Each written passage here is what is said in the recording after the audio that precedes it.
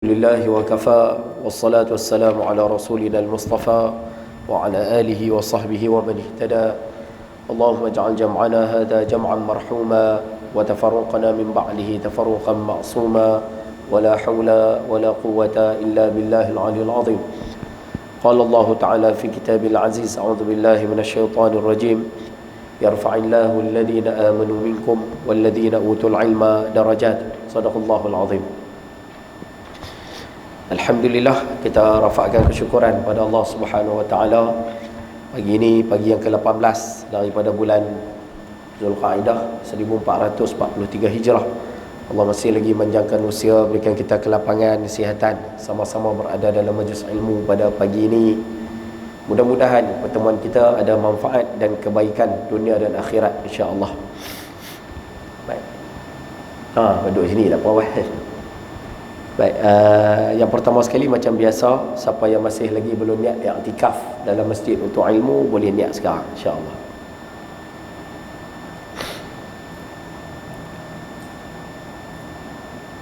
Baik.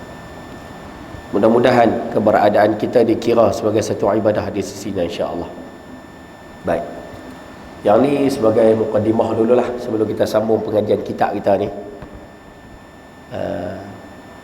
Hadis ni diriwayatkan oleh Sayyidatina Hafsah radhiyallahu taala anha, yang mana disebutkan Nabi SAW tidak pernah meninggalkan 4 perkara. Maknanya ada 4 perkara, 4 amalan Nabi SAW tak pernah tinggal, kata Sayyidatina Hafsah, salah seorang daripada isteri baginda SAW. Jadi mudah-mudahanlah kita boleh ambil sikit dan kita boleh jadikan panduan dalam kehidupan kita. Boleh tulis kat buku tu, baginda tidak pernah meninggalkan 4 perkara. Yang pertama, puasa 3 hari sebulan. Puasa 3 hari sebulan. Itu kalau boleh, ikhtiarlah untuk kita berpuasa di setiap bulan Islam 3 hari, melainkan bulan Ramadan. Ramadan rembas 3 hari, insya-Allah. Ramadan kena buat penuh. Satu. Yang kedua, 2 rakaat sebelum solat subuh, yang kita sebut dengan istilah qabliyah subuh. Lepas tu kalau terlepas qada, kalau terlepas qada, jangan tinggal qabliyah subuh ni 2. Dan yang ketiga dan yang keempat, yang ni yang saya nak fokuskan sebab kita akan masuk pada fasa ni tak lama lagi. Yang ketiga adalah beribadat pada 10 hari pertama bulan Zulhijjah. Itu yang ketiga. Maksudnya melakukan amal soleh, beribadat lah bahasa kita ni. Beribadat pada 10 hari pertama bulan Zulhijjah. Dan nombor 4, beribadat pada 10 hari pertama bulan Muharram.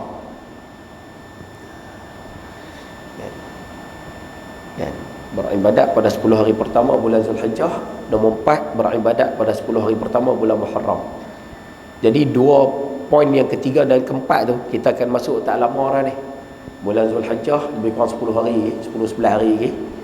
Bulan Muharram pun tak lama, dalam sebulan lebih, 40 hari lagi lebih kurang. Yang mana kalau boleh dalam 10 hari pertama bulan Zulhijjah ni, kalau boleh manfaatkanlah betul-betul. Nak buat apa Haji? Kau lah tanya, nak buat apa Ustaz? 10 hari pertama bulan Zulhijjah ni nak buat apa? Saya ringkas-ringkaslah antara amalan yang boleh kita buat. Yang pertama sekali, berpuasa. Puasa. Dan kalau boleh ikhtiarlah, boleh puasa 9 hari, puasa 9 hari direct kalau mampu. Kemudian yang kedua, perbanyakkan sembahyang sunat. Yang ketiga, banyakkan bertaubat. Bertaubat. Yang keempat, banyakkan berzikir. Yang kelima, banyakkan bersedekah. Puasa, solat sunat, bertaubat, berzikir, bersedekah. Dan yang keenam, menghubung silaturahim. Menghubung silaturahim. Jadi dalam 10 hari pertama bulan Zulhijjah ni, kalau boleh pulun-pulun sikit lah. Sebab dia di antara hari-hari yang terbaik dalam setahun untuk kita beribadat. Ada soalan nak tanya? Kau ada nak tanya soalan? Ibu pun tak ada soalan nak tanya. Kau nak tanya lu kan? Tak ada dah. Ya? Kalau boleh jangan tinggal. Tak silap saya lah. Kalau tak silap lah, saya ingat-ingat lupa, ada 3-10 yang paling istimewa dalam setahun ni. Maksudnya dalam setahun ni ada 10 hari yang istimewa ni, ada 3. Sebab tu kalau boleh pulun bagi cantik lah 10 hari, 3 kumpulan 10 hari ni. Yang pertama 10 hari pertama bulan Zulhijjah, yang kedua 10 hari pertama bulan Muharram yang kita tulis 2 tadi, yang ketiga 10 hari terakhir bulan Ramadan. 3-10 ni rupanya special. Sebab tu kalau rasa boleh pulun macam mana 10 hari akhir Ramadan hari tu, kita boleh pulun untuk Zulhijjah ni, pulunlah. Boleh copy paste hak Ramadan hari tu, copy paste mai ke Zulhijjah pun cantik. Kau nak buat qiyamul lail apa mungkin payahlah, tapi hak lain rasa boleh buat. Kan? Contohlah, contoh kau lah pihak masjid nak buat kempen 9 hari pertama bulan Zulhijjah buka puasa di masjid, contoh. Kan? Buka puasa ya. Kita nak buat qiyamul lail apa, kau orang kerja, cuti payah. Tapi kau nak buat buka puasa ya. 9 hari pertama mai siapa nak buka puasa masjid. Kita selalu buat hari ke-9 dah. Hari Arafah kita buat Tapi sebenarnya yang cantik tu 9 hari pertama. Kalau rasa boleh buat yang tu, kita buat yang tu. Kalau rasa boleh buat apa saja perkara baik yang boleh kita buat, buatlah. 10 hari pertama bulan Zulhijjah ni. Tak lama, 10 hari ya. Ada soalan nak tanya? Sila. Sunat, kalau tak ada buat sunat mutlak. Saja aku sembahyang sunat 2 rakaat kerana Allah Ta'ala. Ya. Puasa, saja aku puasa sunat kerana Allah Ta'ala. Ya nah, insya-Allah. Ada banyak, nanti ada tutup guru nanti mai ulas lagi isu Zulhijjah ni, bab Zulhijjah ni tutup guru kita akan ulas lagi. No, insya-Allah. Mudah-mudahan kita boleh ambil faedah. Baik. Pagi ni insya-Allah kita akan sambung balik pengajian kitab kita, kitab 40 hadis pilihan susunan Ustaz Haji Abdullah bin Haji Abdul Wahab, wa nafa'ana bi 'ulumihi wa bi kitabihi fid dharain amin ya rabbal alamin. Yang mana kitab ini menghimpunkan hadis-hadis yang membicarakan tentang ilmu kemasyarakatan, ilmu ijtimai, ilmu yang berkait dengan hubungan sesama manusia. Jadi kitab kita ini banyak membicarakan tentang peranan kita sebagai manusia, akhlak kita, sikap kita bila berurusan dengan manusia lain. Dan hari ini insya-Allah kita akan sambung muka surat yang ke, ada tanda 120, tajuk 32. No, ya no? Baik. Kitab ada dalam kotak.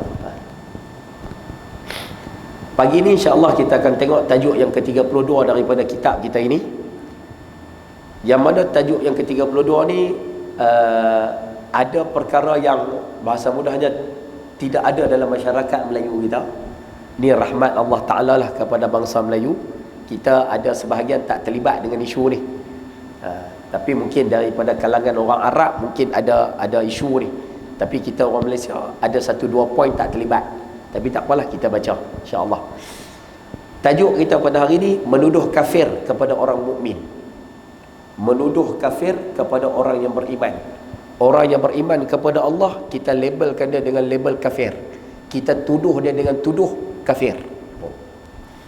Banyak banyak ni apa dia buat benda ni, syirik, kafir. Buat ni kafir.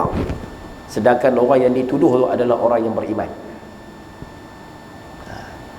Nanti kita tengok apa balasan atas tuduhan label seumpama ni. Baik, hadisnya berbunyi, an Thabit bin Dhahhak radhiyallahu ta'ala anhu 'anil Nabi sallallahu alaihi wasallam qala man halafa ala millatin ghayra al-islam fa huwa kama qala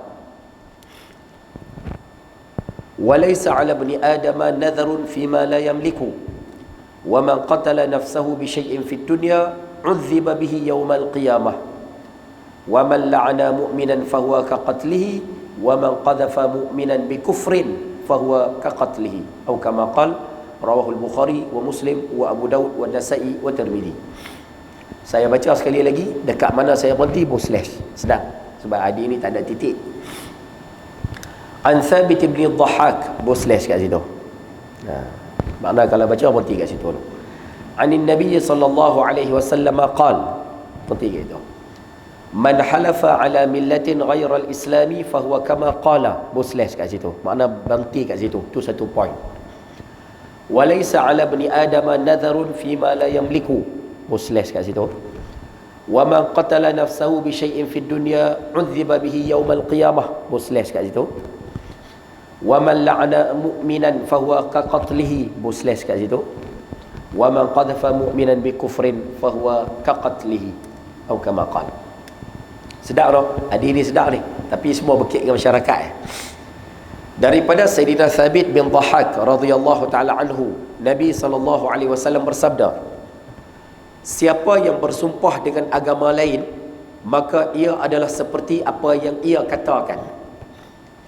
Dan tidak dikenakan sebarang hukuman bagi seorang anak Adam yang bernazar pada benda atau harta yang bukan miliknya. Siapa yang membunuh diri dengan suatu benda, maka ia akan diseksa pada hari kiamat. Siapa yang mengutuk orang mukmin, maka seolah-olah ia membunuhnya. Dan siapa yang menuduh kafir kepada orang mukmin, maka ia seperti membunuhnya. Hadis riwayat Imam Bukhari, Muslim, Abu Daud, Nasa'i dan juga At-Tirmidzi. Baik.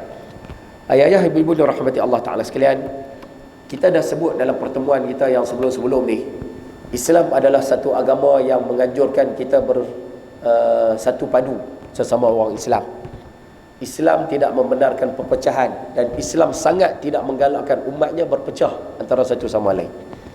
Jadi di antara perkara yang mewujudkan, yang boleh mewujudkan persaudaraan, mewujudkan kesatuan, mengelakkan perpecahan, antaranya lah ada perkara-perkara yang perlu dibuat, ada perkara yang perlu dielakkan. Dan hadis yang kita nak bicara pada hari ini adalah berkaitan dengan perkara yang perlu dielakkan untuk menjadikan umat Islam ni bersatu padu. Jadi malam lah dah. Pagi ni kita nak tengok berkaitan dengan perkara yang kita kena elak untuk menjadikan masyarakat umat Islam ni bersatu padu. Antaranya 5 perkara yang ada dalam hadis ni. Walaupun yang kita buat ni mungkin 3 kot, 2 tak terlibat kot. Yang mana? Nabi SAW bersabda, siapa yang bersumpah dengan agama lain, maka ia adalah seperti apa yang ia katakan. Yang pertama sekali, isu berkaitan dengan sumpah. Di antara satu budaya di kalangan masyarakat Arab adalah mereka apabila bicara, bila bercakap ni, mereka suka bersumpah. Satu biasa sikit, wallahi, wallahi, wabillahi, watallahi. Mereka suka bersumpah. Macam cerita Piramli itulah, kan? Abang sumpah, wallah, macam tu lah lebih kurang. Jadi budaya bersumpah dengan nama Allah ni biasa di kalangan masyarakat Arab.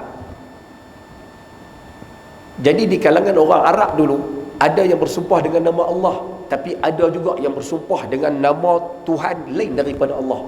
Maksudnya dia bersumpah dengan nama berhala. Dia duduk demi Lata Uzza, demi sekian-sekian, demi sekian-sekian. Dia sumpah dengan, kita panggil tok pekong agama lain. Rupanya Nabi sebut, siapa yang bersumpah dengan agama lain, maka dia masuk dalam kumpulan itu. Seperti apa yang dia katakan, dia duduk dalam kumpulan itu. Dan ini saya kata tadi, ini rahmat Allah bagi orang Islam kita di Malaysia. Kita orang Malaysia ni jarang main dengan sumpah. Betul? Kita tak main dengan sumpah. Jadi tajuk ni kita baca lah sekali. Kita jarang ada. Kita tak ada. Kita cakap pun jarang main dengan perkataan sumpah. Tapi orang Arab cakap dengan sumpah ni biasa. Itu satu. Ni meletak sikit dah lah. Yang kedua, Nabi sebut dalam hadis ni, tidak dikenakan sebarang hukuman bagi seorang anak Adam yang bernazar pada benda atau harta yang bukan miliknya. Yang ni pun jarang orang Melayu kita buat. Kita boleh bernazar, Ustaz? Boleh bernazar. Nazar ni macam jeruk tengkok lah. Kita mewajibkan sesuatu yang harus. Kan? Contohlah, aku nazak nak buat ni, aku nazak nak beli ni, aku nazak nak pi ni, aku nazak nak buat ni. Nazak ni boleh. Tapi rupanya orang Arab ni, dia ada satu passion. Passion apa, Ustaz? Dia nazak dengan harta orang. Hak tu kebahaya. Kita selalu nazak dengan harta kita, milik kita. Contohlah, aku kalau kata sembuh daripada penyakit ni, aku nazak nak buat kenduri. Contoh, aku kalau kata sembuh daripada penyakit ni, aku nazak nak bagi duit aku ni sekian-sekian pada siapa-siapa. Nazak macam tu harus, tak ada masalah, boleh. Pasal guna harta kita. Tapi kalau nazak macam ni pelik. Aku kalau lepas daripada penyakit aku ni kalau hilang, kambing hamba Allah tu aku nazak nak bagi kat orang. Boleh tak?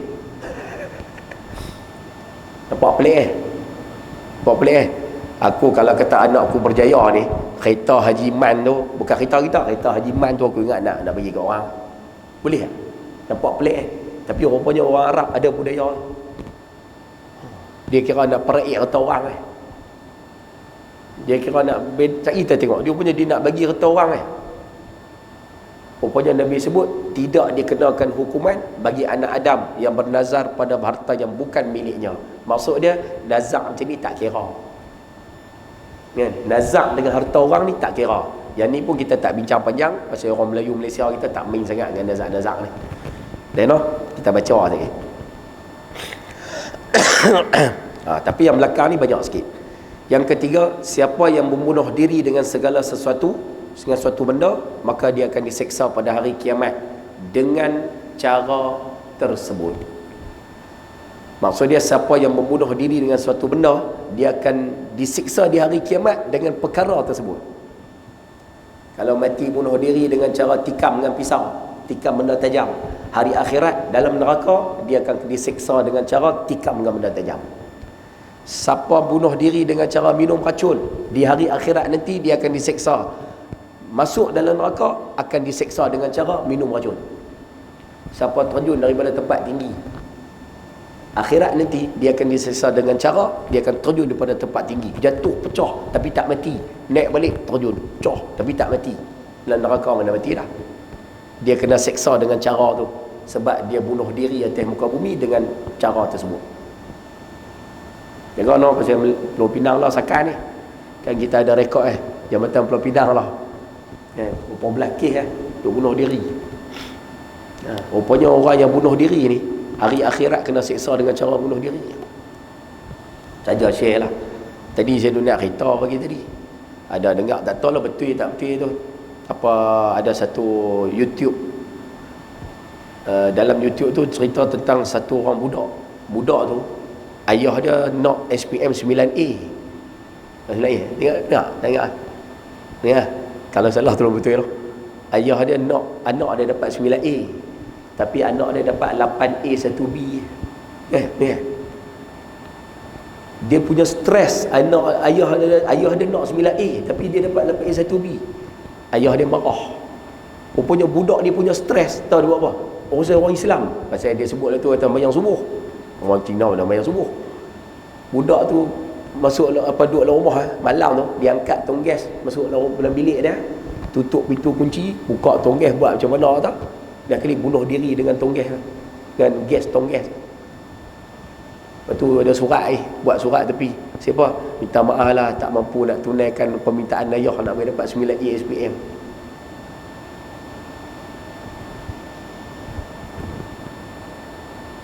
Bunuh diri.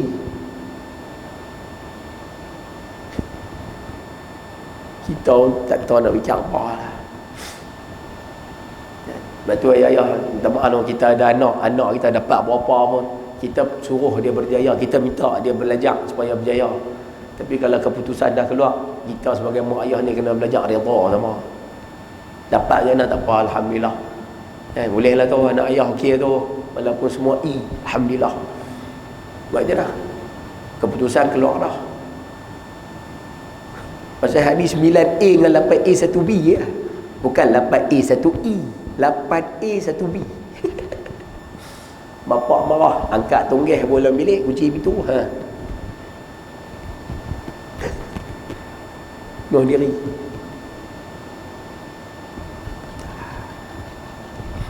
Umumnya tak boleh bunuh diri dah. Bunuh diri tak boleh. Bukan takat bunuh. Bukan setakat bunuh diri tak boleh, melawak nak bunuh diri tak boleh. Duduk je saja stres bang, payah-payah ngak aku pergi bunuh diri bang, tak boleh. Benda haram kali buat melawak. Boleh kan? Kita bincang. Siapa yang mengutuk orang mukmin? Yang ni nanti kita bincang sikit. Siapa suka mencaci, mencerca, melaknat orang beriman, maka dia seolah-olah sedang membunuh orang beriman tersebut. Dan siapa yang tuduh kapiak pada orang beriman, dia juga seperti membunuhnya. Ini nanti kita baca lah. Baik. Cuba tengok huraian poin nombor 1 dulu.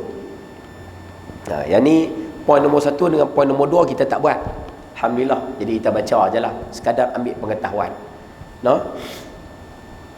Orang mukmin dituntut supaya membuat sumpah atas nama Islam atau atas nama Allah, seperti wallahi, wabillahi, watallahi. Itu adalah sumpah yang dibenarkan dalam Islam. Kita sebagai orang Islam, sumpah kita yang dibenarkan adalah wallahi, wabillahi, watallahi. Betul? Kita boleh tak sumpah dengan benda lain, Ustaz? Tak boleh. Kita tak dibenarkan bersumpah dengan nama lain. Yang boleh bersumpah dengan apa sahaja ni Allah Ta'ala. Allah Ta'ala sumpah dengan apa saja pun tak apa. Wal fajr, wal tin, wal zaitun, wal as, wal lail, was sama. Allah Ta'ala boleh sumpah dengan apa saja. Tapi kita sebagai manusia, orang Islam, kita boleh sumpah dengan wallahi, wabillahi, watallahi. Okey, selesai. Boleh orang tulis kat tepi buku tu sikit. Kalau boleh dekat wabillahi tu, tulis tu, ini sahaja yang dibenarkan. Tulis kat buku tu. Kita nak sumpah yang ni ya.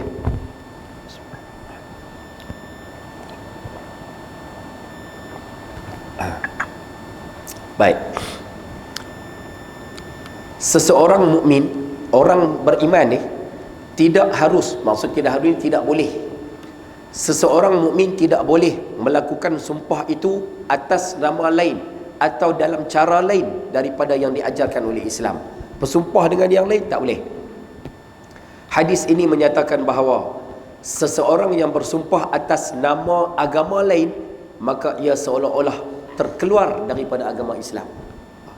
Duk sumpah dengan tok kong ni. Tapi kita tak ada tu. Saya kata kita tak buat.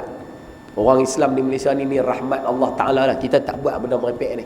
Syukur banyak-banyak. Jadi kita baca lah. Kan? Nak buat contoh pun tak buat.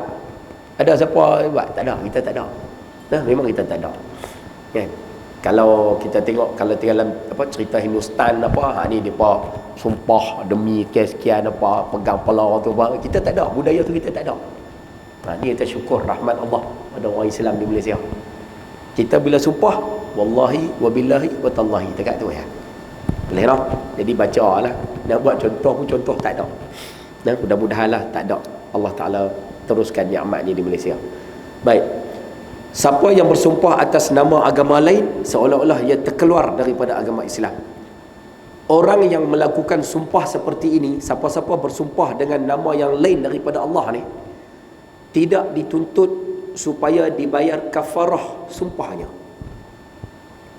Maknanya Ustaz, orang yang bersumpah, kalau kata dia langgar sumpah, dia kena bayar kafarah. Ya, kena bayar kafarah. Kafarah ni seolah-olah macam denda. Kafarah ni denda. Ayah-ayah yang mana ada kitab kot lah, nak catik sikit boleh catik sikit lah, tulis kat tepi buku tu kafarah denda, kafarah denda pula, kafarah sumpah, tulis sikit. Dia masuk kafarah kecil ni, tak apalah tulis tu kafarah sumpah. Apa dia Ustaz? Makna kalau siapa-siapa bersumpah, lepas tu dia langgar sumpah ke, dia tak ikut sumpah ke, dia lawan sumpah ke apa ke, dia kena bayar kafarah. Ya, apa dia kafarah sumpah tu? Nombor 1, membebaskan seorang hamba. Membebaskan seorang hamba.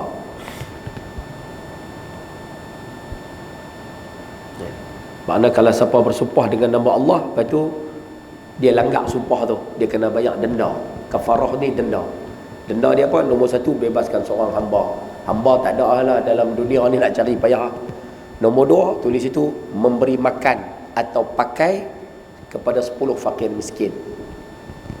Memberi makanan ataupun membeli pakaian kepada 10 fakir miskin. Itu kafarah nombor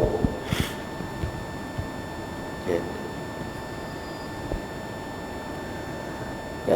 Kafarah nombor 2. Ataupun yang ketiga. Yang ketiga boleh, selalunya orang kalau langgar sumpah ni orang ambil yang ketiga.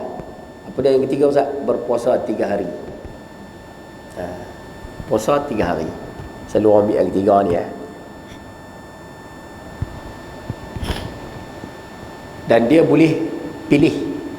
Pilih ni maksud dia kalau orang tu langgar sumpah, dia boleh pilih nak buat nombor 1 ke atau nombor 2 ke atau nombor 3 terus. Dia boleh pilih, tak ada masalah.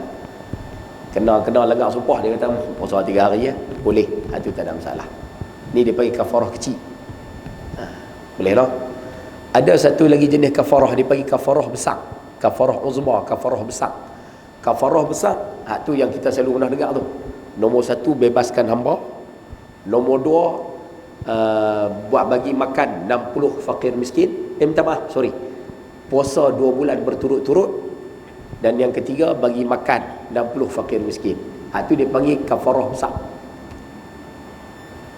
Bebaskan hamba satu, puasa 2 bulan berturut-turut 60 hari, syahraini mutatabi'in. Yang ketiga, bagi makan 60 fakir miskin. Yang ni bagi ada kesalahan-kesalahan yang besar. Contoh dia apa Ustaz? Bersama siang hari bulan Ramadan. Yang dulu kita duk dengar cerita tu. Siang hari bulan Ramadan duk berjimak dengan isteri dia, ataupun dia berzina, ataupun dia pagi mendatang ke apakah, ataupun dia zihar. Zihar mana dengar? Zihar ni maksud dia menyamakan isteri dia dengan mak dia. Menyamakan sifat tak apa. Ni bagi tutup guru lah ulas, saya bukan bidang saya. Menyamakan isteri dia dengan mak dia, menyamakan sifat tak apa. Contoh macam ni, ni garang macam mak aku, tak apa, pasal garang tu sifat. Ni perajin macam mak aku, masak sedap macam mak aku, tak apa, tu sifat. Tapi kalau menyamakan tubuh badan, tak boleh. Rupanya orang Arab dulu, mereka nak cerai bini mereka samakan isteri mereka dengan mak mereka. Ni badan ni sebiji macam mak aku. Gitu.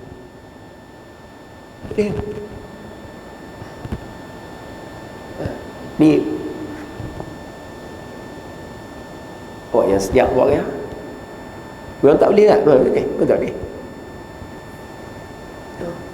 Dia kata ini bentuk badan macam ni apa, dada punggung apa macam mak aku sebiji tu. Tak boleh. Dia panggil menyamakan isteri dengan mak kita sendiri. Ini dia panggil zihar. Kalau orang Arab dulu dia dikira cerai. Jadi kalau kita dah buat macam tu Ustaz, nak betul macam mana Ustaz? Takkan nak cerai ke tak? Kita kena bayar kafarah denda. Denda kita apa? Denda kita hak besar ni. Nombor satu, bebaskan hamba. Hamba tak ada Ustaz, boleh pilih lah Ustaz? Tak boleh. Ni kena ikut step. Bebaskan hamba. Hamba tak ada, puasa 2 bulan turut-turut. Tengok 2 bulan turut-turut tak boleh buat Ustaz. Buat lembik. Bagi makan 60 fakir miskin. Ini dia panggil kafarah besar. Ada soalan?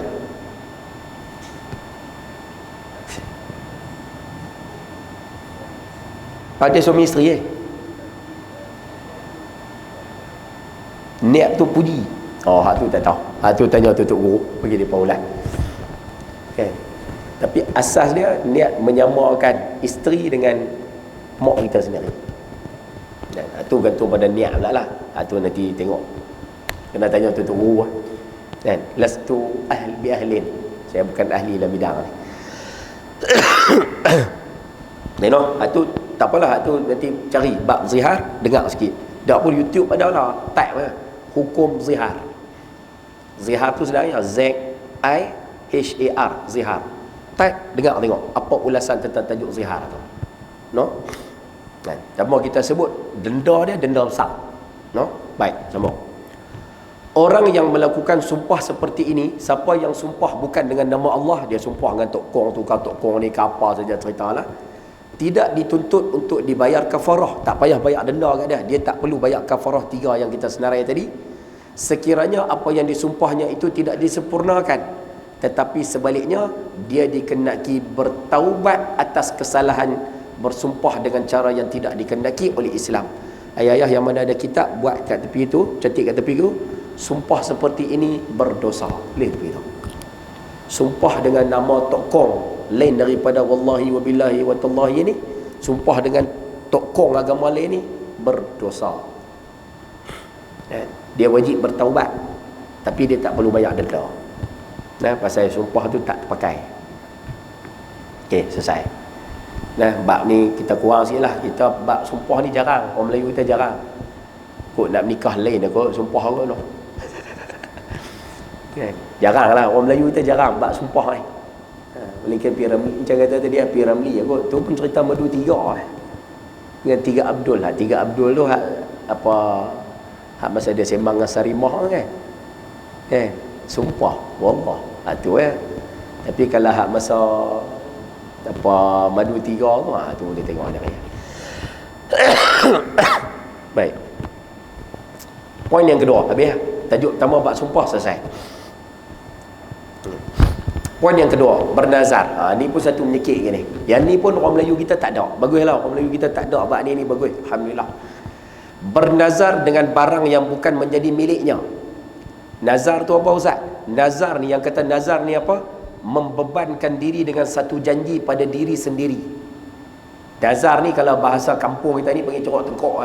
Kita mewajibkan sesuatu yang harus. Kita nak sembelih korban tu ni, melih nak masuk satu tompok, masuk Tapi kalau kita kata tu ni aku nazar nak masuk satu tompok, sebab kita mewajibkan diri sendiri dengan benda tu. Asal itu harus nak masuk korban, masuklah. Kata tak mau masuk pun tak apa. Tapi bila nazar, habis dia jadi wajib. Ni selesai. Ya, dah sebut nazar. Sebut nazar. Kalau tak sebut dia tak jadi nazar. Contohnya ni, tu ni aku nak masuk apa korban sekok. Tu bukan nazar. Tu plan. Perancangan. Tapi tu ni aku nazar nak buat korban. Baru dia jadi. Ya. Niat bukan nazar. Bukan nazar, niat. Ya. Dan yang penting nazar sebut aku nazar nak buat. Nazar ni dia panggil dia membebankan diri, dia corok tekuk. Dia mewajibkan benda yang harus bagi dia. Sebab tu nazar ni jangan main sangat lah. Jangan main sangat dengan nazar-nazar ni. Nah. Baik. Kita tengok. Misalnya seorang sakit bernazar. Dia nazar lah. Apabila sembuh daripada sakit ini, dia nazar ni, aku akan memberikan sedekah seekor kambing kepada si fulan bin si fulan kerana Allah. Dia nazar. Nazar seperti ini wajib ditunaikan. Dia nazar, kalau kata aku sembuh daripada sakit, aku akan bagi kambing pada orang. Baik. Sekiranya dia tidak ditunaikan, dia wajib pula membayar kafarah. Kafarah tu kafarah apa Ustaz? Sama macam tadi, kafarah sumpah tadi. Kafarah nazar sama macam kafarah sumpah. Bebaskan hamba seorang, bagi makan, bagi pakai 10 fakir miskin, tak ada, puasa 3 hari. Sama Yang kita nak bincang hak bawah ni, tengok ni.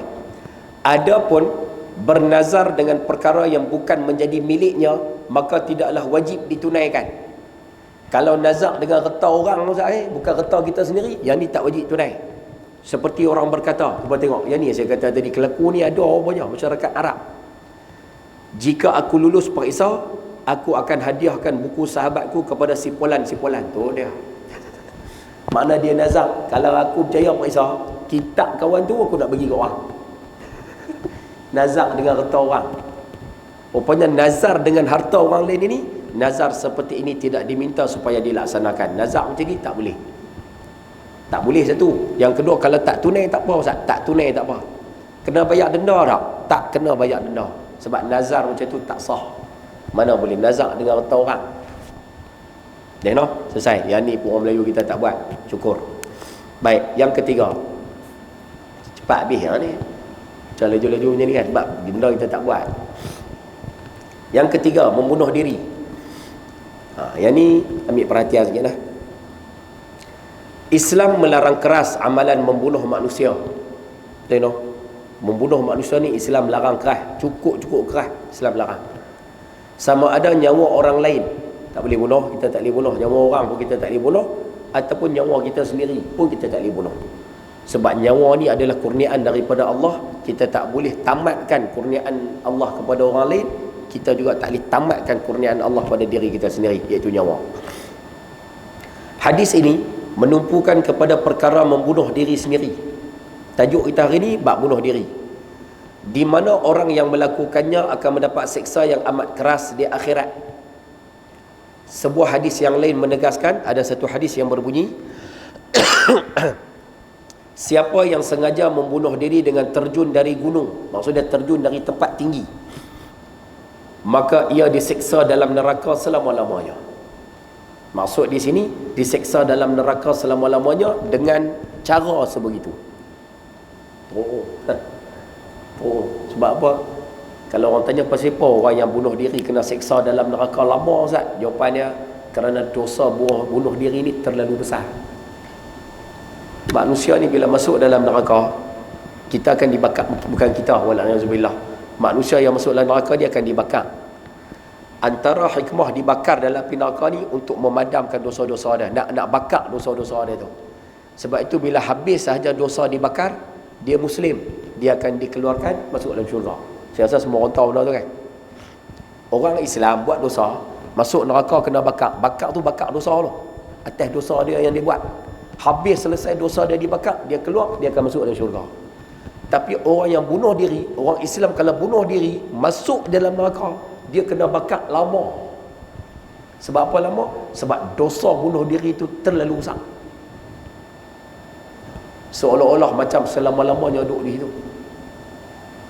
Sebab tu hati-hati no, jangan bunuh diri ni tak boleh, memang tak boleh. Melawak bunuh diri pun tak boleh. Tu abang tadi tu, benda haram, melawak pun tak boleh. Duduk saja melawak, gini bunuh diri boleh. Boleh memang tak boleh pun. Benda haram. Mana boleh buat bermain dengan benda yang diharamkan oleh syarak. Baik. Siapa yang membunuh diri dengan meminum racun, maka ia akan diseksa dalam neraka dengan meminum racun selama-lamanya. Siapa yang membunuh diri dengan menikam diri dengan besi, maka disiksa dalam neraka Jahannam dengan menikam diri dengan besi selama-lamanya. Tu ada hadis, cerita tentang membunuh diri. Perbuatan membunuh diri sendiri ini amat dikutuk oleh agama Islam. Dosanya sangat besar sehingga pernah dikatakan bahawa Nabi SAW tidak menyembahyangkan orang yang mati membunuh diri. Orang mati bunuh diri ni boleh sembahyang tak? Kalau dia terang-terang bunuh diri, kan? Kalau kata dia Islam, dia terang-terang bunuh diri, contohlah, wal'ayazubillah, contoh kok Sungai Tiram ni, contoh dengar-dengar cerita ada seorang bunuh diri, nak kena urus tak jenazah dia? Jawapan dia urus, tapi jangan main semua. Bagi ada 3-4 orang sudah, apa geng-geng USM sudah, unit sembahyang-sembahyang, bagi mereka main mandi sembahyang, mereka pergi kapal, mereka pergi simpan. Jangan main ramai-ramai, tak payah main sembahyang ramai-ramai. Sebab apa Ustaz? Peringatan kepada orang yang hidup. Orang bunuh diri dia tak boleh dilayan dengan baik. Ustaz, simpan nak simpan mana Ustaz? Jerat Cina tak? Tak. Simpan di perkuburan orang Islam juga. Simpan tetap di perkuburan orang Islam. Tapi nak bagi pengajaran kepada orang yang hidup, bunuh diri balasannya sangat buruk. Atas dunia lagi dilayan dengan buruk. Itu tak boleh. Bunuh diri ni pun tak boleh.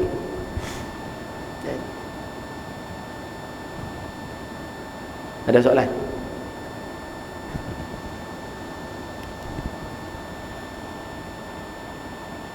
Faham ke saya cerita? Tak ada yang mengaji tak buat benda-benda macam ni kan. Dalam sebuah hadis yang diriwayatkan oleh Al-Imam Al-Bukhari daripada Abu Hurairah radhiyallahu taala anhu, apa tengok ni riwayat daripada Abu Hurairah, dibawa kepada Rasulullah sallallahu alaihi wasallam seorang yang mati akibat membunuh diri dengan anak panah. Dia bunuh diri dengan anak panah, maka Rasulullah sallallahu alaihi wasallam tidak menyembahyangkannya. Bagi dah tak sembahyang lah, tak sembahyang. Lepas tu orang bunuh diri ni kalau ada 2-3 orang dah sembahyang, ahli tak sembahyang, dia pergi ajak ni. Dah Ustaz nak tanya lagi Ustaz. Tak tahulah Ustaz, kami tengok ada kes bunuh diri gantung. Okey. Mana nak tahu Ustaz, dia kalau dia betul-betul bunuh diri tu satu hal lah. Mana nak tahu Ustaz, dia waktu masa tu dia niat nak bunuh diri Ustaz, dia pun panjat atas kerusi, buh tali apa semua. Baru nak selum buh tali tu Ustaz dalam kepala dia, tiba-tiba dia batalkan niat tu Ustaz, tak jadi bunuh diri. Contoh, dia cancel nak bunuh diri. Baru saja niat cancel Ustaz, tiba-tiba kayu kerusi bawah tu patah Ustaz, dia pun tersangkut, mati juga Ustaz. Nampak dari sudut cara mati tu, mati bunuh diri Ustaz. Tapi dia sebelum mati Ustaz, dia dah bertobat, dia tak mau bunuh diri, tersilap Ustaz. Macam mana pula? Ada orang tanya soalan ni tu. Maknanya mungkin dia batalkan niat saat-saat akhir, tapi mati dia nampak mati bunuh diri. Nampak macam mana? Jawapan mudah dia, nahnu nahkum ala zawahir, ataupun nahnu nahkum bil zawahir. Kita ni nak hukum, dia ni bunuh diri ke tak apa ni, ikut zahir dia lah. Zahir dia mati, cara dia mati, cara bunuh diri. kita hukum cara dia mati bunuh diri. Wallahu yatawallas sarair. Apa rahsia sebenar yang berlaku, apa cerita sebenar berlaku, serah kat Tuhan. Tapi cara mati tu cara mati bunuh diri. Mati kena gantung apa-apa, bunuh diri. Tak ada kesan orang bunuh, tak ada kesan apa, bunuh diri sendiri. Layan cara bunuh diri.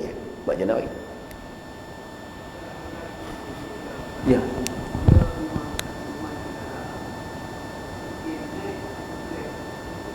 Oh. Tu kita dah tak waras aku je. Oh.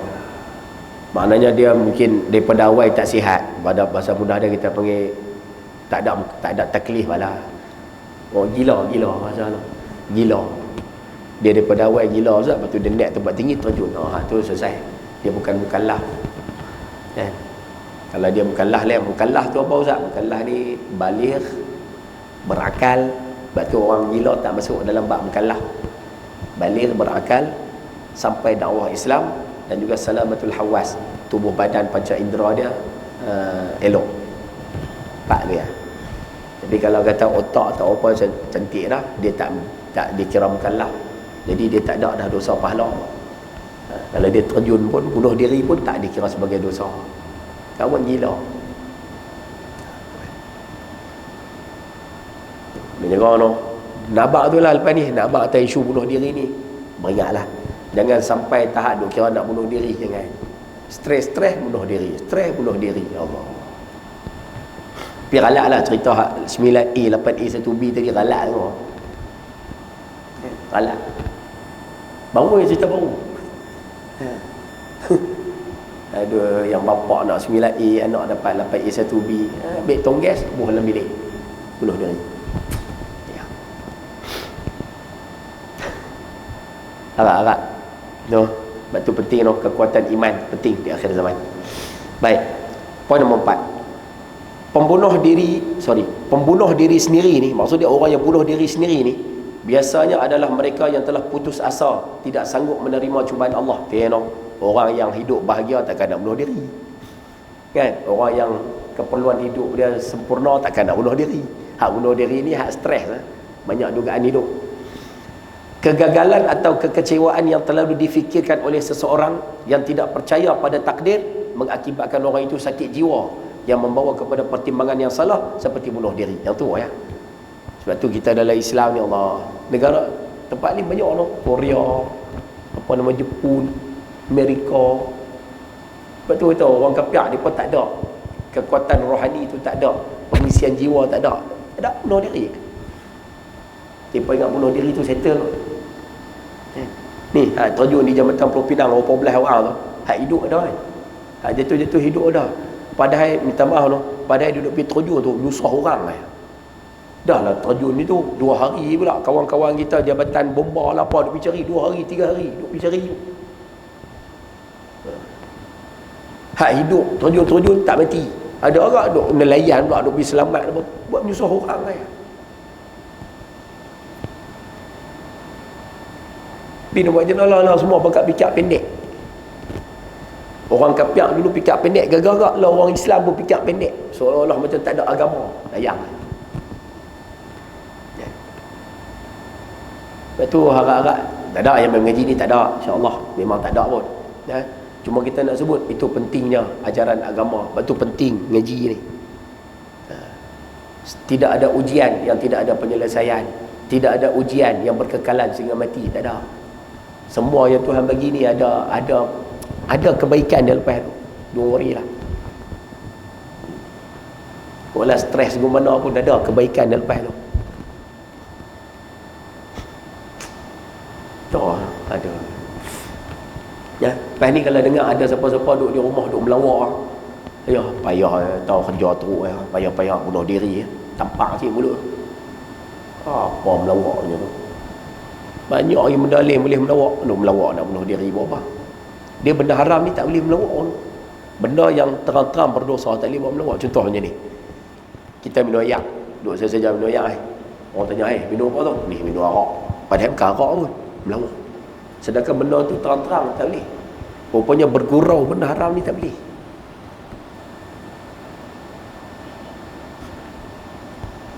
Kita ada buat main tu kan, tak boleh. Baik, sama. Manusia yang paling rendah manusia yang paling rendah ialah manusia yang paling sanggup merosakkan dirinya sendiri. Allah. Ayah-ayah, ibu-ibu yang main mengaji hari ni, lari tajuk sikit boleh tak? Sikit ya. Bila sekolah lari tajuk pun. Balas sikit ya. Siapa yang ada kitab, boleh tak contiang sikit? Belah atas tu kosong kan. Saya nak minta kalau boleh yang hadir hari ni, kalau boleh kita sama-sama jagalah. Ada 3 perkara yang menandakan iman kita sempurna, ataupun tanda kesempurnaan iman seseorang. 3, banyaklah tapi antaranya 3 ni. Tanda kesempurnaan iman ada 3. Sebab tu kalau boleh yang main mengaji ni, kalau boleh tolong jaga 3 ni lah, jaga elok-elok lah. Yang pertama tulis itu menjaga mulut. Menjaga mulut, mouth, mulut. Rupanya tanda orang yang iman dia sempurna, tanda iman orang tu iman yang sempurna, orang tersebut dia menjaga mulut. Jaga mulut ni dengan maksud dia cakap yang baik-baik ya. Kalau bila dia tak boleh nak cakap yang baik, dia senyap. Dia kawal mulut dia, dia tak cakap benda-benda yang huduh, yang berdosa, yang maksiat, yang apa ni. Rupanya orang beriman ni dia jaga mulut. Sebab tu kalau boleh minta tolong yang main mengaji malam ni, malam lah dah. Yang main mengaji pagi ni, nombor 1 sekali, kalau boleh masing-masing jaga mulut. Hak tu dulu. Nak jadi orang beriman yang sempurna iman, jaga mulut. Mulut jaga. Mulut tu sama ada mulut lisan ni, mulut ni, ataupun mulut ni. Kita bagi kitabah penulisan. Jaga dua-dua ni ya. Jangan duduk maki, jangan duduk ni. Ni sampai minta maaf no. Ni sampai tak boleh silap sikit Ustaz. Kira maki ya. Betul. Mulut tu kira maki ya. Dia ni celaka, dia ni tak boleh pakai, dia ni menatang tu, dia ni menatang apa dia. Mulut kena jaga. Geram macam mana pun jaga. Marah macam mana pun kontrol. Sebab orang beriman ni dia kawal mulut, dia jaga mulut.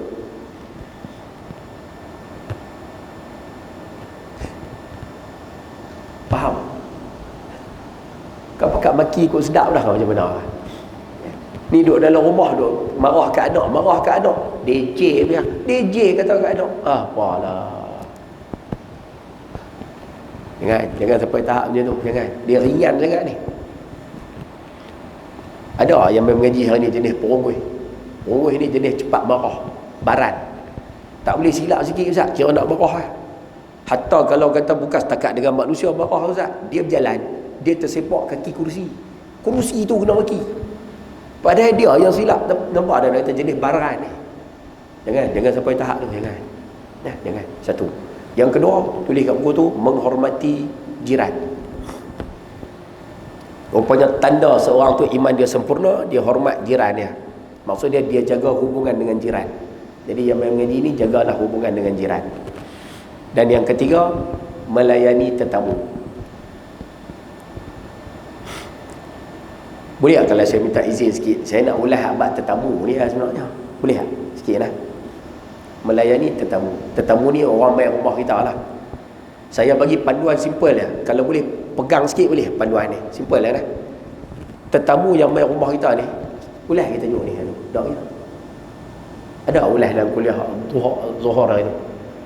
Bak tetamu dah. Tak ada kita. Sikit lah. Tetamu yang main rumah kita ni ada 2 jenis. Nombor 1, tetamu yang tidak bermalam. Maksudnya hak jenis mai sat-sat tu. Okey. Yang kedua, tetamu yang bermalam. Mai tu tidur. Memang dia mai habaq kata nak tidur. Tetamu yang tak bermalam ni, jenis mai sat-sat ni, basicnya tolong bagi kat dia 3 benda. Simple lah, rekan-rekan. Nombor 1, tempat duduk. Orang mai rumah kita, jemput duduk. Jangan duduk sembang sambil berdiri. Panggil duduk. Dia sampai-sampai tu panggil duduk dulu. Ni nombor 1. Sediakan tempat duduk kat dia. Nombor 2, hidangan. Dia sampai-sampai tu bagi terus minuman. Sampai-sampai bagi terus minuman. Orang tua-tua dulu bagus. Orang tua-tua dulu, bila siapa-siapa main rumah, apa tengok? Dia tengok, apa orang main rumah? Oh, 6 orang. Dia kalut, dia pergi dapur jerang ayam. 5 minit jerang ayam, sekali tengok ayam sampai, ayam teh ke apa, sampai dengan marupu apa. Orang dulu-dulu bagus. Orang lah, teknologi koi moden. Dengan kokunya, kowenya, ayam panas, ayam apa, patutnya lagi cepat dah. Tapi orang luar lambat. Dia jadi lambat. Tetamu main rumah setengah jam, ayak tak sampai. Sampai tetamu pula tanya, ayak tak ada. Tetamu tanya, ayak tak ada. Jangan. Nah, ayah-ayah yang mengaji hari ni, 5 perkara daripada syaitan. 5 kalut daripada setan. Tapi ada 5 benda kalut ni bagus, terpuji. Salah satu dia layan tetamu. Tetamu mai layan cepat-cepat. 2. Yang ketiga percakapan. Cakap. Kita jadi tuan rumah, biar kita mesra sikit. Ya, biar kita ni mesra sikit. Jangan kita jadi tuan rumah. Kita tuan rumah, tetamu mai. Tetamu tanya. Ni pak cik duduk di rumah dengan mak ji saja. Tuan rumah. Pak cik lah kira pencin lah. Pencin lah.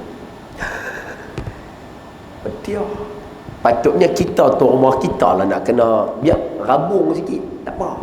Kita tu rabung sikit, tanya bila. Bahasa kita tuan rumah. Termasuk juga tetamu yang datang tu, ayah-ayah di sini, tetamu tu tetamu isteri. Tetamu tu isteri punya. Isteri duk menyembang dengan tetamu. Kita ni suami. Apa salahnya kita nak keluar rumah lalu depan tetamu? Lalu depan tetamu tu. Tegurlah sikit sepatah. Sambil lalu tu. Kat dah siap kan nak dah. Duduk saat dah. Saya nak pergi market sat. Duduk lah sembang tu. Kalau rasa nak makan nasi apa, biar makan apa. Baru bahasa. Ni sampai lalu tak peduli langsung. Dia panggil bini, apa? Kunci motor aku dah.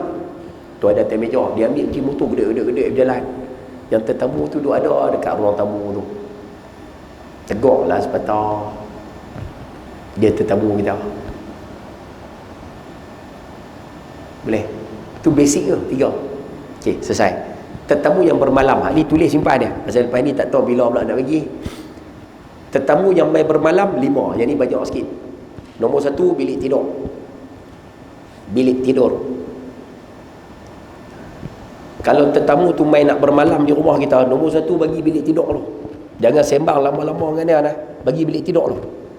Sebab tu kalau perasan orang tua dulu bagus tu. Saya bukan nak puji, tapi orang tua kita dulu bagus. Depa mengaji kurang, tapi depa beramal kemas daripada kita. Apa tengok orang tua dulu. Depa kalau ada rumah, akan ada satu bilik. Bilik tu depa tak kubang sangat, depa tak lanyok sangat bilik tu. Depa tak lenjan sangat bilik tu. Sebab apa? Kalau ada tetamu mai, boleh masuk bilik tu. Orang dulu-dulu dia simpan bantai siap, bantai simpan, toto simpan, selimut simpan. Kalau tetamu mai, boleh pelepas tu. Kira tengah-tengah malam kalau ada tetamu mai, adik-beradik mai nak tidur, orang boleh tarik bagi. Orang lah ada, orang lah semua bantai dia pakai. Kalau bahasa kampung saya sebut ranyau, dia ranyau semua. Bantai tu tidur, bantai ni tidur, bantai ni tidur. Bila tetamu mai, tarik bantai yang ada ayak lok besi tu. Orang dulu dia tak tahulah pemikiran dia jauh ya.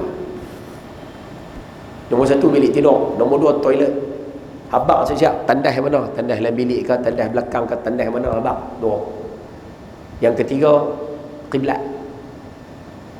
Habaq kiblat di mana, letak sejadah siap-siap, bagi tahu kiblat aku ni, bagi tahu siap-siap. 3. Nombor 4 baru hidangan.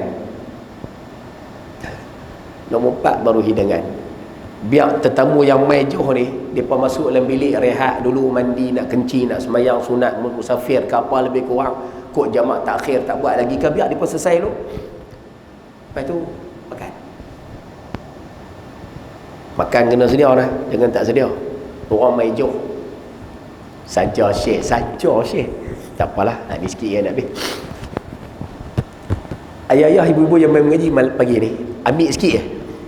Ayah-ayah, pernah tak rasa kita ada, ni bayang, kita ada anak duduk Kuala Lumpur. Ada anak-anak duduk Kuala Lumpur. Buatlah contoh Kuala Lumpur ke mana kah. Kita ni mak ayah pergi berjalan rumah anak kita di Kuala Lumpur. Ada tak siapa-siapa pernah kenal? Saya buat contoh ni di satu tempat baru ni, pakcik-pakcik tu bukan gelak lah kah, rupanya mereka kenal. Kita berjalan rumah anak Kuala Lumpur, anak kita menikah duduk KL, kita pun pergi dengan isteri. Kita sampai di sana, Kalau anak kita dunia faham peraturan tu senang. Kita sampai dia bawa ambil beg, bawa suruh dalam bilik apa, ayah yang duduk bilik ni apa semua. Cantik, senang. Kita pun selesa. Ni sampai-sampai kan anak kata ayah, rumah cik ni ayah mai nak tidur mana ayah tidur ah. Tu dia lah. Kita meja je. Ayah nak tidur mana ayah tidur. Satu. Kan, tak apalah. Dah nak tidur mana tidur, toilet apa kiblat tak apalah, kita tahu rumah anak kita. Tak apalah. Kita pun dah sampai sana dengan letih, dengan apa, beg pun angkat sendiri yang masuk, tak apalah. Dah masuk dulu rumah tu duduk setengah jam. Kita duduk tunggulah aku anak menantu pergi nak makan. Kita main jauh 4 jam perjalanan. Tengok-tengok keluar, tengok bawah tudung tak ada apa. Tengok atas meja tak ada apa. Rupanya anak menantu kita tak sedia pun makan kat kita. Kita rasa apa dah. Tengok-tengok pula kita tanya ni apa, tak ada nasi, tak ada apa. Dia kata lah, ingat mak bawa pada Penang. Lega. Ingat mak bawa pada Penang. Cuba bayangkan kalau kita sebagai mak bapak kena buah macam tu, rasa apa dah. Sakit tu. Kalau kita mak ayah sendiri pun kita sakit, apatah lagi kalau kita buat pada orang lain. Sebab tu jangan buat tu. Hidangan tu penting, kena ada. Khatiak lah macam mana pun bagi ada makanan. Dan yang kelima, percakapan. Makna kalau tetamu tu mai bermalam, nak sembang panjang, lepas makan tu sembang lah. Panjang tak apa. Sebelum makan tadi jangan sembang panjang ni. Letih. Lepas makan tu sembang panjang. Dan kena sembang lah, jangan tak sembang. Ayah-ayah pergi rumah anak-anak di KL macam tadi kak. Anak kita main sembang dengan kita. Sembang rambut ayah macam ni, ayah main biarlah apa. Tapi menantu kita duduk dalam bilik. Kita rasa orang dah. Anak kita main menyembang dengan kita, menantu kita duduk dalam bilik. Tak mau menyembang dengan pak-pak betul. Kita rasa orang dah. Tentu lah. Lepas tu kalau boleh, sebab dia main bermalam rumah kita. Bendera kena jaga, benda-benda macam ni kena jaga. Ni yang mana berdengar, aku lah dengar ni. Lepas ni ingat, kita kalau orang main rumah kita, kita ada anak, ataupun kita ni sebagai anak, orang main rumah jumpa mak ayah kita, mak kita jumpa ayah kita, kita sebagai anak keluar bilik pergi salam. Salam lah, pas salam masuk bilik lah. Ni sampai tak ada langsung. Duduk dalam bilik ya, duduk main telefon, sampai tak tahu apa langsung. Keluar lah, tegur tetamu. Lepas tu masuk balik tak apa. Hilang lah, budaya-budaya ni hilang. Tak tahu pergi ke mana. Dan tak tahu pun siapa dia hilang. Tak lah, sambung. Poin nombor 5. Yang ni elok. Dah tadi bicara tentang tajuk tanda kesempurnaan iman, jaga mulut. Cuba tengok nombor 5 ni. Nombor 5, 5, 6 ni bab jaga mulut ni. Melaknat atau mengutuk orang mukmin. Perkataan laknat itu bererti menghalau atau menyingkirkan rahmat Allah. Laknat ni kalau bahasa Penang kita ni celaka. Ni minta maaf bahasa ni, ni celaka tu. Rupanya celaka tu maksud dia kita sedang melaknat dia.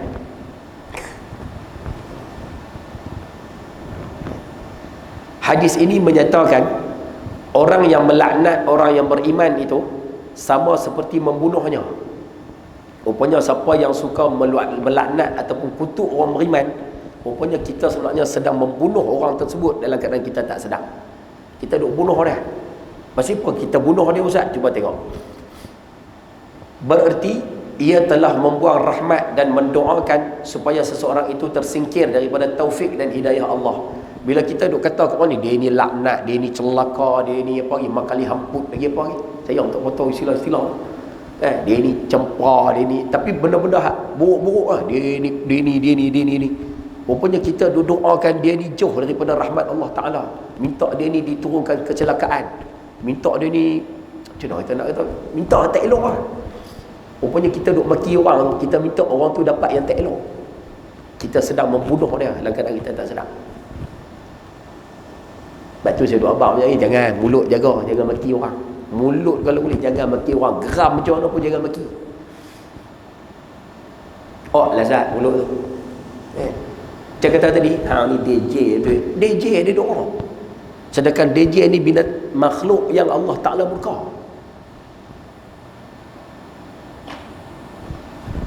Buatnya dah orang kita dia ringan ni.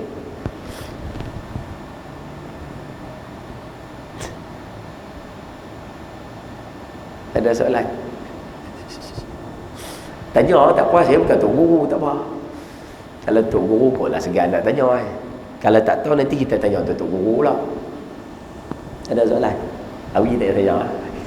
Sila. Macam mana tak mau bagi mulut tu cepat sangat Ustaz? Macam mana nak buat Ustaz? Saya tips-tips ni tak pandai, tapi satu yang saya tahu, buh batu lah mulut. Ambil batu, bulan mulut, kemam. Ni banyak orang dulu-dulu banyak buat ni. Mereka nak jaga mulut tu, tak mau bagi duk cakap banyak orang tu. Ambil batu, bulan mulut, kemam. Latih, jangan cakap banyak orang. Try. Kalau kemam coklat, dia habis.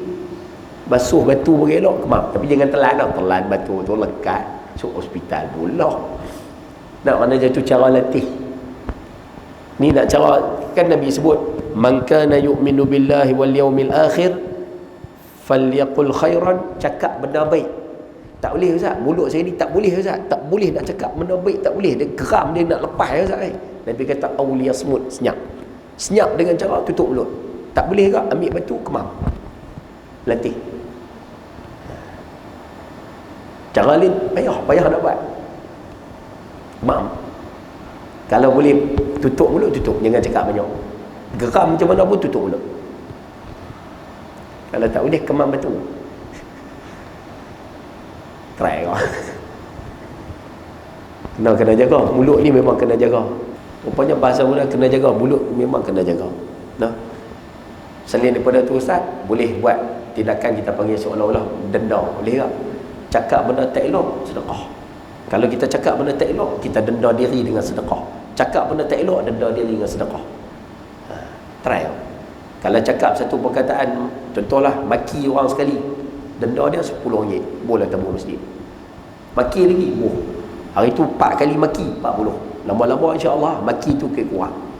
Macam kita sayang duit dan sedekah, maki tu kurang. Tu tips lah, antara tips yang dibuat oleh orang-orang dahulu untuk menjaga mulut. Bukan senang, nak jaga mulut ni bukan senang. Tapi kena jaga apa je lah. Baik, semua.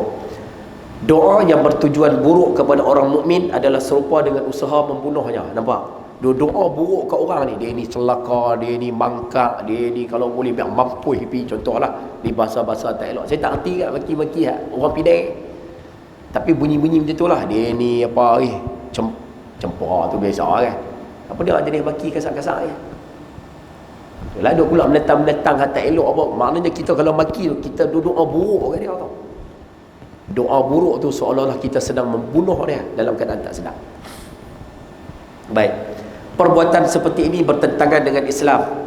Kerana orang mukmin dituntut supaya mengasihi saudaranya yang mukmin. Kita orang Islam kena sayang orang Islam kita yang lain. Dalil dia, innamal mu'minuna ikhwah fa aslihu baina akhawaykum wattaqullah. Hanya sahaja orang mukmin itu bersaudara, maka perdamaikanlah antara mereka, bertakwalah pada Allah. Mari tengok. Perbuatan melaknat menyebabkan perbalahan dan merosakkan perhubungan. Duk laknat. Sebab tu kalau boleh tulisan hati-hati lah. Ayah kalau tulis hati-hati. Geram macam mana pun jangan maki lah. Jangan duk tulis sedap-sedap. Tambahlah internet. Lagi sakan. Tak puas hati ya, komen tu tak ada ampun kan. Dulu dia ingat tak masa Malaysia lawan apa Bahrain. Punya sakan maki siapa? Farizal Malias. Pasal dia pergi tackle last kali tu dapat penalti. Dia maki tak ada ampun kan.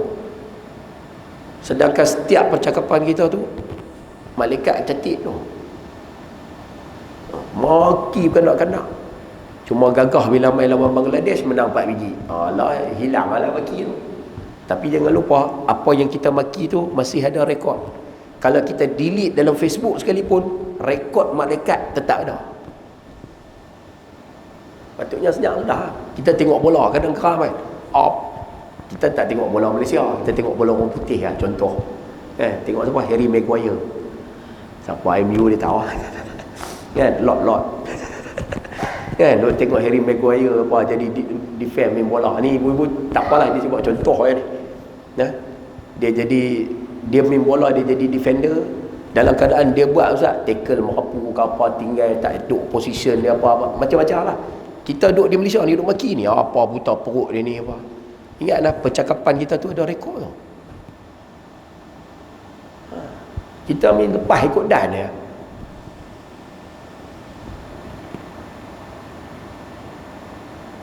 Kau pakai kata dah kan macam mana?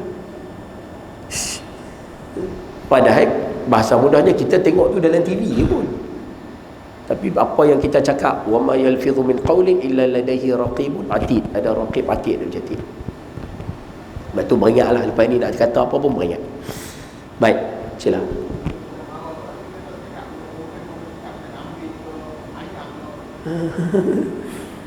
Makna geram tu kat kambing, ayam. Tak sebutlah menatang-menatang tempat pendek tu, tak sebutlah.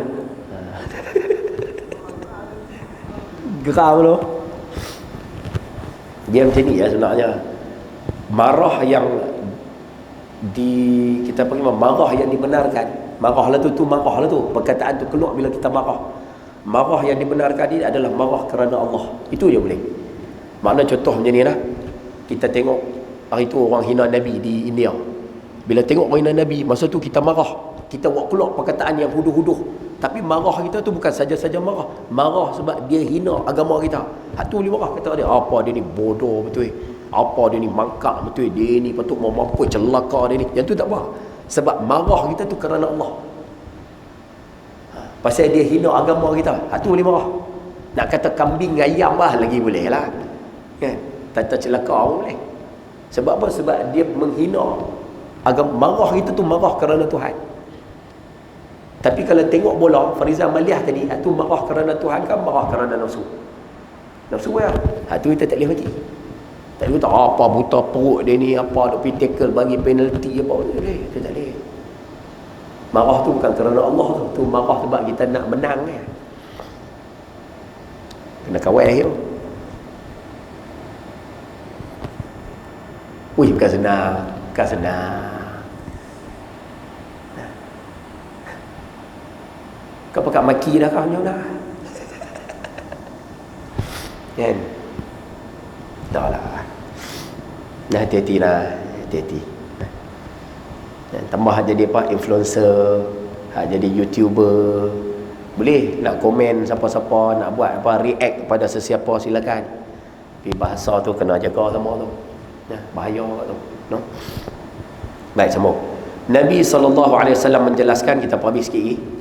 Ya, pukul 10 teman dia. Nabi SAW menjelaskan, dengar ayat ni elok ni. Hak ni semua yang main mengaji ambil perhatian. Saya tak fokus pada hak duduk di luar. Yang main mengaji tu. Nabi SAW menjelaskan, sesungguhnya apabila seseorang melaknat, siapa-siapa laknat orang, kata dia ni celaka ke, dia ni mampu ke, dia ni apa ke, kata hak pelik-pelik lah. Laknat itu akan naik ke langit, tergantung di pintu langit. Dia takkan masuk menerusi langit. Sebab perkataan tu perkataan huduh. Bila dia sampai ke pintu langit, kemudian turun ke bumi, terbuai-buai ke kanan ke kiri, terpelanting pergi kanan ke kiri. Apabila tidak ada tempat pada orang yang dilaknat itu, maka laknat itu berbalik kepada orang yang melaknat. Nampak? Maksud dia Ustaz, contoh macam ni. Kita kata kat dia ni, dia tu orang baik. Kita kata dia ni macam lakar betul, dia ni memang jahat betul, dia ni memang macam ni. Perkataan-perkataan kita tu naik ke atas lah. Perkataan tu dia tak lepas langit. Dia akan turun kembali ke bumi, dia pusing. Kalaulah orang yang kita kata tu tak ada pun ciri-ciri tu, dia bukan orang celaka, dia bukan orang kena laknat, dia orang baik, dia orang soleh, dia orang dekat dengan Tuhan, dia tak sama dengan apa yang kita kata. Perkataan hak merepek tu mai kat kita balik. Mana kita lah yang menjadi orang celaka, kita lah menjadi orang yang dilaknat. Mana cakap kita tu akan mai kat kita balik. Itu tak usah duk cakap lah benda-benda pelik, benda-benda merepek tu duk cakap lah. Oleh yang demikian, perbuatan melaknat ini bukanlah sifat orang mukmin. Kan? Sebab tu tak kira lah, sebab tu dalam parti sekalipun, habaq siap ni. Siapa yang duk terlibat dalam parti, tak kira lah parti apa sekalipun. Sebab tu ingat, kita berbeza parti, parti tu beza. Tapi jangan sampai tahap melaknat orang tu, laknat orang ni, jangan. Kan? Saya bak terang-terang, saya mengaku terus terang ni. Kan?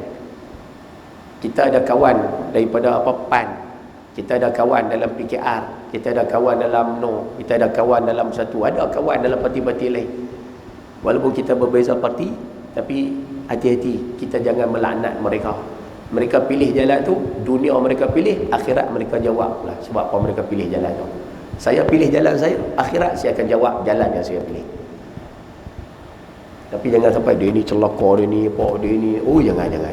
Ni mak sabu dia ni celaka, oh jangan. Jangan lajak.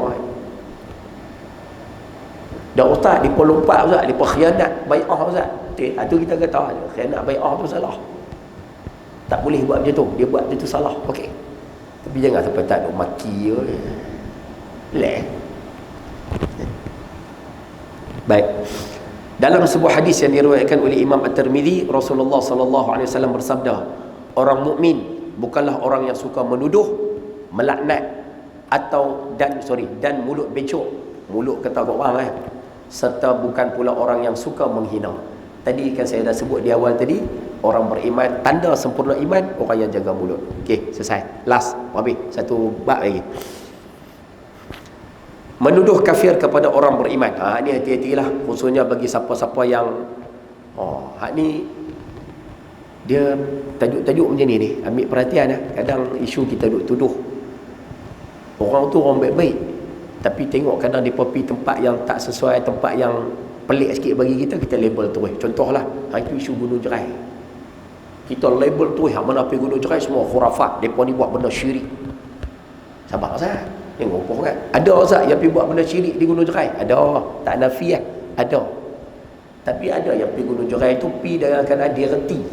Hak tak reti buat syirik kan? Hak reti tu, hak reti tak buat benda syirik. Kita pergi hukum semua sekali. Hak pergi bunuh cerai semua syirik, semua buat khurafat, semua canggah dengan agama. Jangan ada. Takut sakit masuk kategori ni. Ya. Menuduh kafir kepada orang mukmin. Menuduh kafir adalah dianggap seperti membunuh juga. Tu dia. Kerana darah seorang yang murtad tidak boleh dipelihara dan ia harus dihukum bunuh. Tuduh kafir ni murtad dah. Tuduh orang tu kafir, murtad. Dia ni kafir. Makna kita tuduh dia ni murtad. Bila dia murtad boleh dibunuh. Pemerintah boleh menjatuhkan hukuman bunuh pada dia. Kerana itu, apabila seorang mukmin dituduh kafir, maka seolah-olah dia menyarankan kawannya itu dibunuh. Oleh itu, tuduhan kafir ini amatlah berat. Tidak ada seorang pun yang mahu dirinya menjadi buruk atau kurang baik. Sebab itu dalam isu nak menghukum orang ni kafir ataupun tidak, kita sebagai orang Islam tak boleh dah. Ambil perhatian macam ni ayah-ayah, ibu-ibu yang mengaji begini, kita sebagai orang Islam, kita tak boleh melabelkan seorang tu sebagai kafir. Ingat tu, kita tak boleh label dia. Orang Islam nak label dia kafir, bukan kerja kita. Ni kerja mahkamah. Mahkamah boleh putuskan dia ni Muslim ataupun dia ni dah keluar daripada Islam. Kita tak boleh. Kita setakat macam ni tak boleh buat cakap macam tu. Cakap macam tu boleh jatuh akidah, boleh jatuh kafir tu. Cakap macam tu tak boleh buat macam ni. Orang yang buat macam ni boleh jatuh kafir. Cakap tu boleh kita. Kita nak hukum dia ni kafir, dia ni kafir, dia ni kafir, tak boleh. Tu kerja kita. Jangan duk label orang ikut dah tu. Kan? Sebab tu hati-hati tu kawan-kawan kita duduk label. Ni siapa duk buat apa talqin, siapa duk buat apa tahlil, siapa duk buat ni semua bid'ah belaka. Ada hak kemas lagi duk buat amalan ni semua syirik belaka. Sabar Ustaz. Sabar Ustaz. Yang kopoh label orang syirik kot dah. Ada orang pahaman yang mensyirikkan orang tu Sama macam isu kita label Syiah kafir. Adakah Syiah yang merepek? Ada Ustaz? Ada. Yang membawa kepada kafir? Ada. Tapi ada Syiah yang hampir dengan ahli sunnah wal jamaah? Ada. Syiah Zaidiyah contoh dia di Yaman, dia hampir dengan ahli sunnah. Mazhab fiqh dia lebih kurang mazhab kita, mazhab Syafi'i. Kita label tu semua kafir, semua kafir. Sebab tu jangan tuduh semua kafir kepada semua secara umum je tu, kan? Bahaya. Sebab tu jangan main ingat dengan perkataan-perkataan kafir ni. Baik. Sebuah hadis menyatakan, mana-mana orang yang berkata kepada orang Islam lain, wahai kafir, buat tengok, panggil orang, oi kafir. hui kasar, maka akan terkena salah satu di antara keduanya. Maksud dia Ustaz, jika tepat maka benarlah seperti katanya, jika tidak perkataan itu berbalik kepadanya. Maksud dia, kalau orang tu panggil kat orang tu, "Oi, kepiak," perkataan tu akan pi salah satu pada dua, sama ada orang yang kena cakap ataupun orang yang cakap.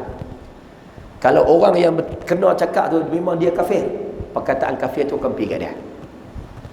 Tapi kalau orang tu orang beriman, perkataan kafir tu akan patah balik kepada orang cakap tu. Ui, bahaya tu. Sebab tu ayah-ayah yang mana rajin tengok sikit lah. Dulu kan kita tuduh kan, kita tuduh orang ni. Cek balik. Saya bukan nak ulang kisah lama, tapi cek balik. Dulu orang duk bincang tentang isu amanat Haji Hadi. Orang duk tuduh, orang duk cakap, kita duk kata apa? Haji Hadi kata kepiak, Haji Hadi kata orang ni kepiak, Haji Hadi orang ni kepiak. Try cek balik tengok. Amanat tu sebut tentang apa? Dia ada tak dia sebut kau ni kepiak, kau ni kepiak, kau ni? Cek tengok. Takut lagi kita tuduh orang, kita tahu Haji Hadi kata orang ni kepiak, Haji Hadi kata orang ni kepiak. Cek balik tengok. Dalam zaman internet boleh cek terus amanat tu. Saya baca amanat tu tak ada pun dia sebut siapa-siapa kepiak, tak ada pun. Dia cuma sebut seseorang itu boleh menjadi kafir sekiranya dia mengatakan politik suku, agama suku. Ayat tu ya. Ayat tu bukan kata kat siapa-siapa, umum. Siapa yang cakap politik suku, agama suku, politik, agama, orang ni boleh jadi kafir. Memang betul pun. Sebab politik tu duduk dalam agama, mana boleh bagi pisah. Tapi kita cakap dia ni kepiak, oi, Haji dia kata orang ni kepiak, Haji dia kata orang ni, oi, jangan. Bab kepiak-kepiak ni jangan duk main. Ya. Dari sini jelaslah bahawa hadis ini mengarahkan kita supaya jangan tuduh, jangan hukum orang lain tanpa keterangan ataupun bukti yang nyata. Sahabat-sahabat yang rahmati Allah Ta'ala sekalian, jadi selesai kita bincang tajuk hari ini. Tajuk yang pertama cerita bab sumpah. Alhamdulillah orang Melayu kita tak buat. Tajuk kedua tajuk nazar harta orang, yang ni pun kita tak buat. Tajuk ketiga bab bunuh diri, sama-sama kita beringat. Tajuk keempat jenis mulut maki orang ni, kalau boleh kita kawal. Dan yang kelima label orang dengan label kafir. Yang ni kita minta sama-sama hati-hatilah, syusyum macam ni. Ya? Pertemuan akan datang kita akan tengok tentang dua nikmat dunia yang memperdayakan. No, insya-Allah. Ini senang ni. Cerita bab sihat dengan masa lapang. No, insya-Allah. Mudah-mudahan perkongsian kita ni ada faedah dan ada pengajarannya, insya-Allah. Dua Haji no. Jadi daripada seorang. Tu kan Haji bagi semangat tadi. Kan pasal tadi 8.30 seorang kan. Haji seorang lah. Kan pokoknya ramai, insya-Allah. No. Jadi cukup sekadar itu untuk hari ini. Apa yang baik daripada Allah Ta'ala, yang buruk kelemahan diri saya sendiri. Mohon maaf terkasar bahasa, tersalah kata. Sekian, wabillahi taufiq wal hidayah. Assalamualaikum warahmatullahi wabarakatuh.